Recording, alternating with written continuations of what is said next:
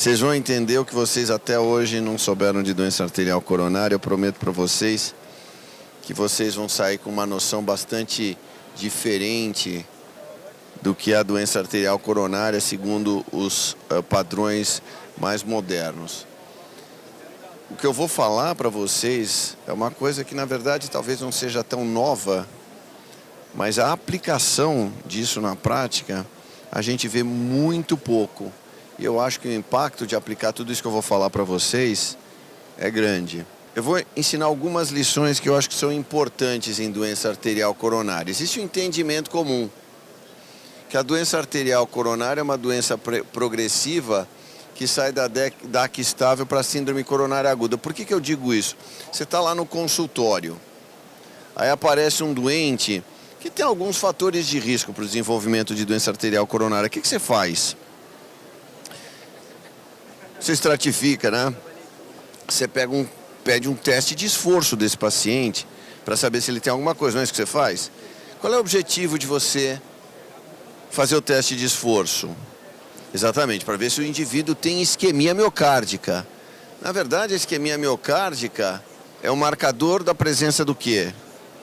De uma placa grave. Quando você faz isso, não dá a impressão de que se tem uma placa que não é grave não tem importância, e se tem uma placa que é grave, pelo amor de Deus, precisamos fazer alguma coisa porque a gente precisa resolver o problema desse indivíduo. O grande problema é que isso não está de acordo com os conceitos fisiopatológicos tradicionais. Se você tiver uma placa que não é uma placa grave, que rompe, uma placa de 30%, 40%, pode não acontecer nada. Mas essa placa pode ter um evento coronariano agudo e causar um infarto sem supra ou até com supradesnível do segmento ST. Então essa história que parece que tudo está relacionado aos 70%, a lesão obstrutiva, não é exatamente verdadeira, porque o camarada ele pode ter duas coisas diferentes. Ele pode ter uma doença que é pouco obstrutiva e que evolui com infarto, é grave, ele morre, e pode ter uma doença que é muito obstrutiva e que não acontece nada com ele nunca. Como é que eu vou saber o cara que eu realmente tenho que tratar ou o cara que eu não tenho que tratar? Então a primeira coisa é que a doença aterosclerótica é uma doença heterogênea entre as pessoas, completamente heterogênea, e ela pode seguir caminhos diferentes. Alguns pacientes são assintomáticos ao longo da vida, mesmo tendo lesões super graves, enquanto outros eles vão morrer precocemente pelas complicações da doença. O que eu preciso saber é quem eu preciso tratar e quem eu não preciso tratar, que você faz o teste de esforço, só que o teste de esforço só vai pegar os caras com obstrução grave. O que eu faço com os outros? E os caras que eu fiz teste de esforço é positivo e não tem nada?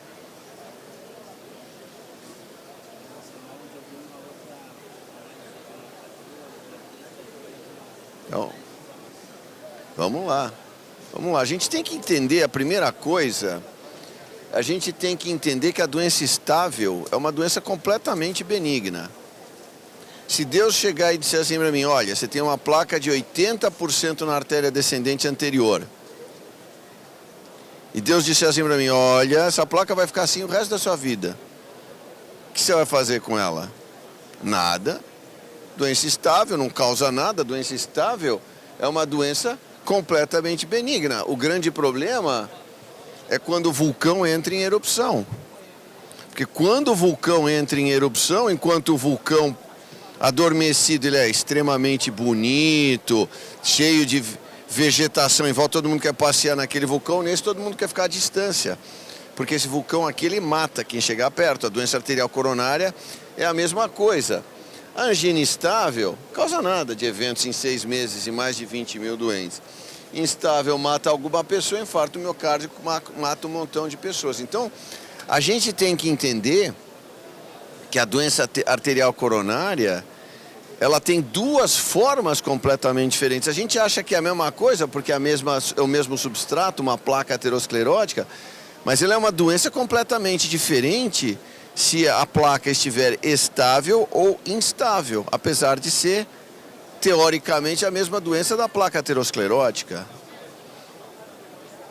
Como a doença estável e instável compartilham um substrato comum, o ateroma, o principal objetivo na estratificação da placa, da doença arterial coronária é saber quando uma placa aterosclerótica estável benigna vai se transformar num ateroma instável e maligno. Esse que é o grande segredo.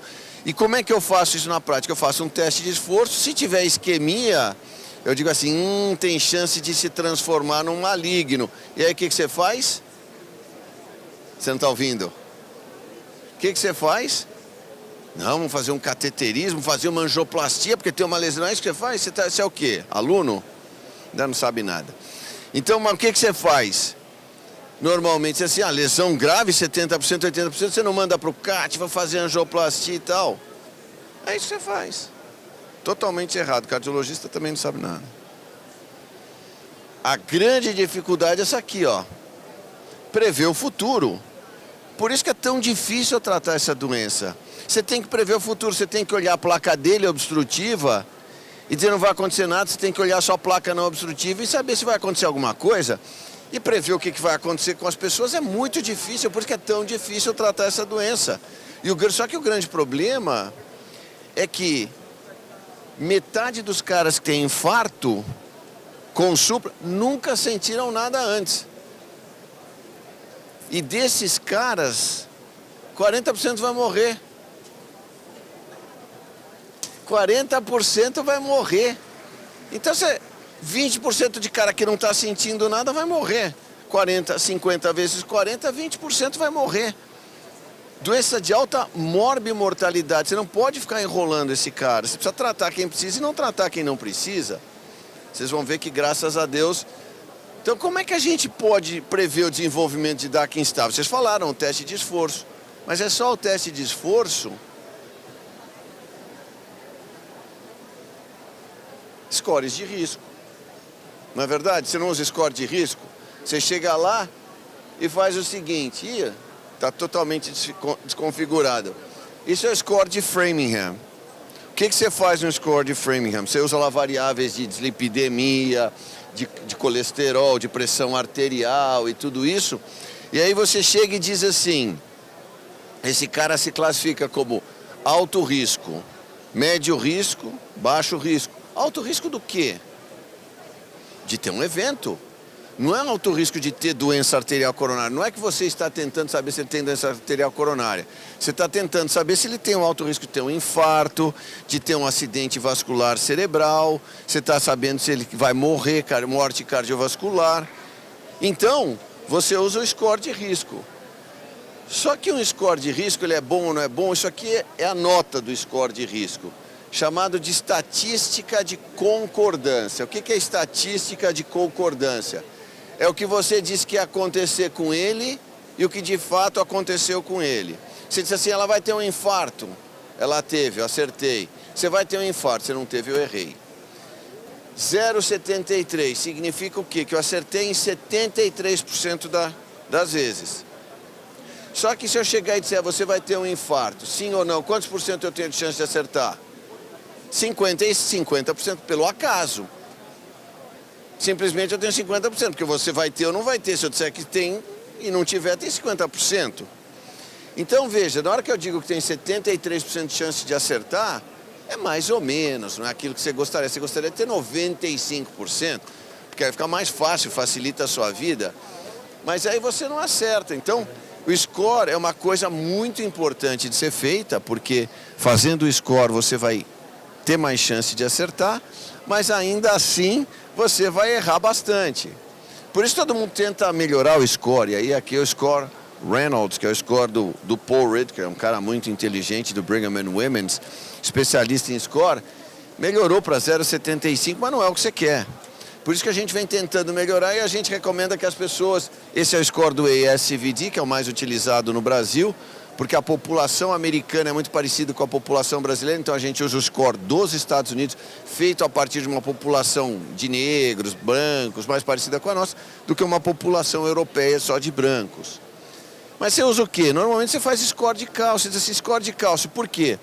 Porque se você juntar o score de cálcio talvez aos fatores de risco, ajuda. Ajuda pouco, viu? Não ajuda muito. O score de cálcio sozinho, ele É a mesma coisa que juntar todos os fatores de risco. Ele é bom, mas na hora que junta com os fatores de risco, ele não muda muita coisa. Ó, score de risco baixo, a chance de ter doença coronária ou AVC é pequena, menor do que 2%, mas não é zero. Ah, tem score de cálcio zero, não vai acontecer nada comigo. É mentira, tá aqui, ó. Tem chance. Entre 0, entre 1 e 100, aumenta bastante. Agora, quando está acima de 100, parece que aumenta bastante. Então, na tentativa de adivinhar o que vai acontecer com o cara, você acaba usando os fatores de risco. E todo mundo tem no consultório aqueles caras que você diz assim, esse cara não vai acontecer nada com ele. Aí você vai no score de cálcio, pum, lá em cima. Você assim, puxa vida, então esse cara não era tão baixo risco. Na hora que você usa esses scores e vê o que vai acontecer com o cara, e esse cara teve um infarto, aí você volta atrás e vê como ele era classificado pelos scores de risco. 50% era de baixo risco, a metade era de baixo risco. Então esses scores, eles acertam mais do que o acaso, mas também não são bons, mas é o que a gente tem e é o que a gente pode fazer. Os scores de risco são úteis para prever a probabilidade de evento, só que eles erram muito e nos ajudam a escolher o tratamento clínico, que é a maior virtude dos scores de risco, tá certo? Mas eu não sei quando vai acontecer o problema, né? Ah, não, tem score de risco alto. Nos próximos 10 anos, daqui a 1 ano ele vai ter infarto, daqui a 5 anos, daqui a 7 anos, quando é que... Aí você faz o que para tentar saber? Você tenta detectar a DAC obstrutiva. Só que cuidado, porque o indivíduo que tem uma obstrução mais grave tem mais chance de complicação. O indivíduo que, no entanto, tem menos obstrução, tem menos complicação. Só que tem muito mais placa não obstrutiva do que placa obstrutiva, tá certo? Olha aqui. E aí, nesse mundo gigante de placas não obstrutivas, tem um montão que vai causar infarto. E aí eu digo que, caramba, o cara, eu estou procurando essas placas, mas tem um montão dessas que vai causar infarto e eu não vou olhar. Por isso é que aquele começo diz assim, vou fazer uma procura de DAC obstrutiva, não é a resposta a tudo. Nós já vamos dizer para vocês o que responde a tudo. Aqui, por exemplo, para mostrar um estudo, que foi um estudo que a maioria das pessoas não conhece, chama-se estudo Prospect. Por que as pessoas não conhecem esse estudo? Porque não é de remédio, não tem indústria farmacêutica patrocinando. Então ninguém conhece. É um estudo que estudou a evolução natural de 700 pacientes com síndrome coronária aguda. O paciente chegava com angina instável, infarto sem supra ou infarto com supra. O que esse estudo mostrou? Ao final de 3 anos, depois que esses caras foram tratados, 20% teve um evento. Desses, a metade era da artéria que tinha sido tratada e causado infarto. Outra metade era de artéria que não era grave. Outra metade aqui, ó. Então, para mostrar que essa história de buscar artéria só grave, não resolve todo o assunto. Metade dos eventos eram de artérias que não foram tratadas na fase aguda. Aí eles fizeram um montão de exames de imagem intravascular e eles viram quais eram as características. Independente do grau de obstrução, por exemplo, se a capa fibrosa da placa é fina, o cara tem quase 4 vezes, 3,3 vezes mais chance de ter infarto. Se você pegar a carga de placa elevada, que é a quantidade de placa numa extensão da coronária, independente da obstrução, não grave, tem 5 vezes mais chance. Então existem outras variáveis muito melhores do que até o próprio teste de esforço, que não dá para fazer isso em todo mundo. Então as placas obstrutivas são frequentemente mais associadas a eventos coronários, mas nem simples. Ateromas não obstrutivos também podem desencadear eventos agudos. Portanto, a gente precisa de métodos mais eficientes que estão em desenvolvimento, vários deles. Veja esse caso aqui, essa paciente chegou com infarto de parede inferior, né? Já evoluído. Ela fez o CAT, a CD estava subocluída em 2 pontos. Mas olha isso aqui, ó. Circunflexa e descendente anterior. Lesões gravíssimas, nunca causaram nada. Esse cara tinha doença arterial coronária gravíssima Essas duas artérias subocluídas nunca causaram nada. Então não é só lesão grave que causa evento. Lesão grave pode não causar nada. É difícil prever o que vai acontecer com esses indivíduos. Muito difícil prever o que vai acontecer. E avaliação anatômica versus funcional? Será que é melhor eu fazer um teste ergométrico para tentar saber o que vai acontecer com o cara? Ou é melhor fazer uma angiotomografia de coronárias? O que você faz no seu paciente? O que vocês fazem? Teste sintomático. Paciente com suspeita de doença arterial coronária. Sintomático. Angiotomografia. A angiotomografia é melhor do que o teste ergométrico. Já está sintomático. Veja, quando você faz teste ergométrico, você não é só diagnóstico, é prognóstico também. O cara que tem um teste positivo, um cara que infra muito, um cara que tem sintoma, é diferente de um cara que tem o teste positivo, mas infrou pouco. Então, tem um valor prognóstico o teste de esforço, né? Você vê a gravidade da doença. O cara fez um supra, o cara fez uma arritmia ventricular. Não é só diagnóstico, prognóstico também. Então, vamos ver. Esse estudo respondeu essa pergunta que eu fiz para vocês.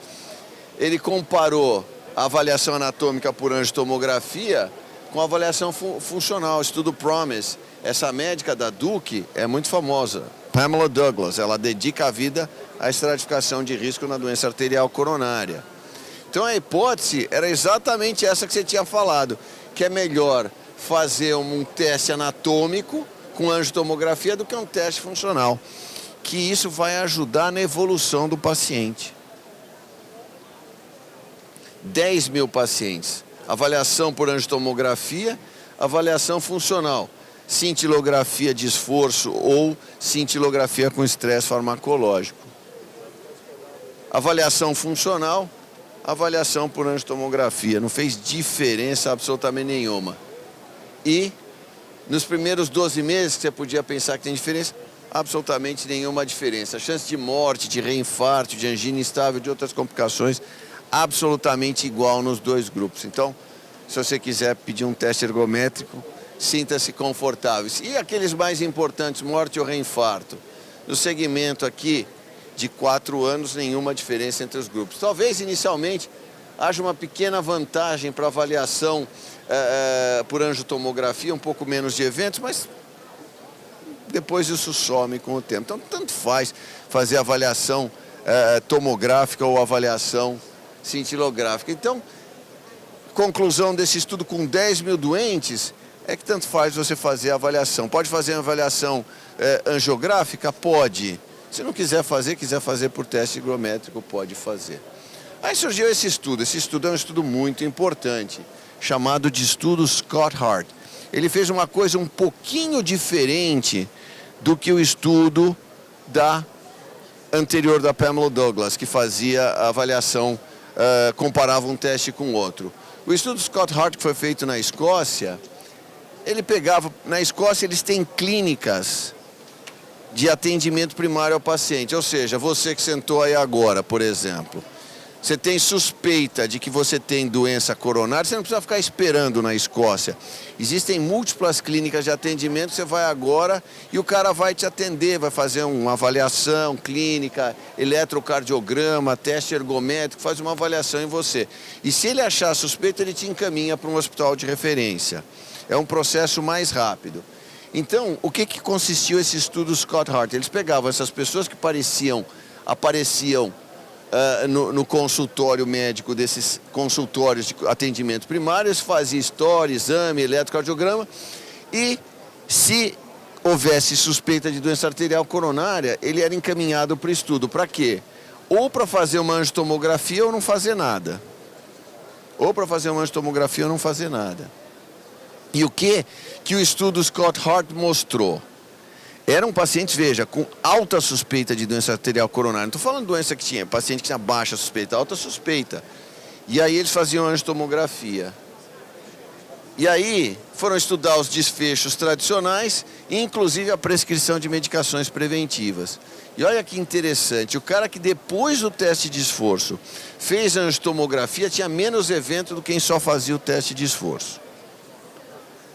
Por que será isso? Será que é porque ele fazia mais cateterismo, ia lá, havia lesão grave, porque ele fez angiotomografia, o teste de esforço não tinha detectado, e aí ele fazia mais angiotomografia? Olha, reinfarto reduzido em quem fazia angiotomografia. Morte não tinha diferença, mas não. Ó, nessa realização de angiotomografia ao longo do segmento, igual nos dois grupos. Angioplastia maior nesse grupo, mas depois ao longo do segmento era igual entre os dois grupos. Não havia diferença entre os dois grupos, nem de cateterismo, nem de evolução. Então não foi o cateterismo, não foi cateterismo e angioplastia que fez o cara ficar melhor. Por que foi? Porque o cara que fez a angiotomografia, ele é um cara que tomou mais remédio, aqui no começo igual entre os grupos. Com o tempo, os caras viam que esse doente tinha doença arterial e tratavam esse cara mais agressivamente. Eles eram mais incisivos. O senhor tem que tomar remédio, porque o senhor está com doença coronária, o senhor tem que fazer isso aqui. Então, o que causou diferença não foi ele fazer cateterismo e angioplastia, foi ele tomar mais remédio. Essa que foi a grande diferença. O benefício parece ser atribuível ao tratamento preventivo ao longo desses 5 anos de segmento.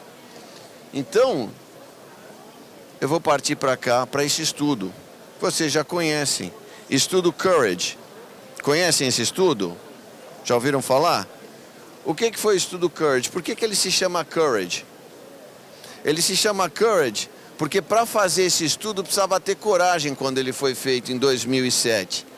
O problema é que em 2023, para fazer esse estudo, precisa ter também Courage. Muita Courage. Se você não tiver Courage, você não faz esse estudo.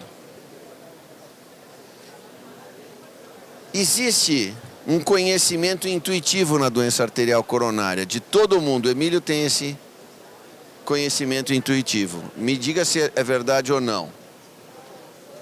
Os pacientes com doença arterial coronária sintomática. Sintomática, não é que o cara não está sentindo nada, está sentindo. Ou seja, angina crônica, que tem estenose grave, precisa de revascularização. É verdade ou não? Pacientes sintomáticos com angina crônica e obstruções graves precisam de revascularização. Sim ou não? Sim ou não? Não. Não necessariamente. Se tiver 95% na dela, você não vai fazer nada.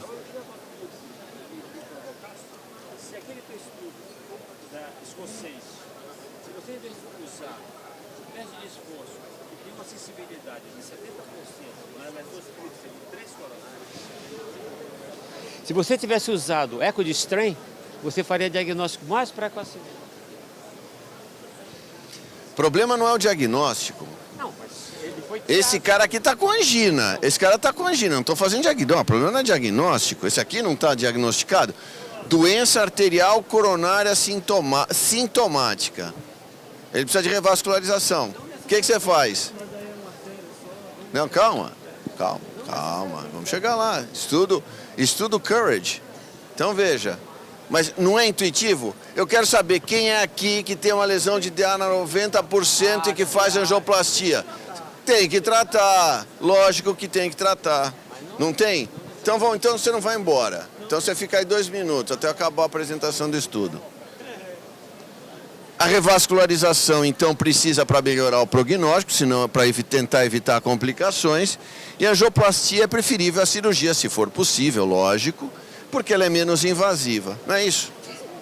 Aí, então, angioplastia mais o tratamento clínico otimizado é melhor do que o tratamento clínico otimizado só, não é isso? Esse é um conceito de todo mundo. Isso aqui é avaliação antes de começar o estudo de uma meta-análise, 2, 3 mil pacientes, que não dizia que isso que você está falando é verdade. Mas isso é uma meta-análise. Vamos ver o estudo Courage, que foi publicado em 2007. Quantos anos faz? 16 anos. 16 anos. 16 anos. Eu quero saber quem é o homem aqui para me dizer o seguinte, que ele não revascularizaria esse doente. Um homem ou uma mulher com doença uni, bi ou triarterial, com lesões acima de 70% no segmento proximal coronário, angioplastia passível de angioplastia, angina classe funcional 1 a 3 e com evidência objetiva de isquemia. O cara tem dor, isquemia e lesão grave proximal. Você está olhando aí, se é angioplasta ou não angioplasta esse cara? Claro que é angioplasta. Então vamos ver o estudo Courage. Essas são as condições basais. Olha, só no que interessa. Angina, 60% estava em classe funcional 2 ou 3. 5 meses de evolução de angina e 3 episódios semanais de angina a despeito do tratamento clínico. O cara tem tratamento clínico, tem angina, tem lesões graves. Tem lesões graves? Tem lesão grave, ó. 31% era uni, 40% bi, 30% triarterial. Pô, quem não vai revascularizar esse cara?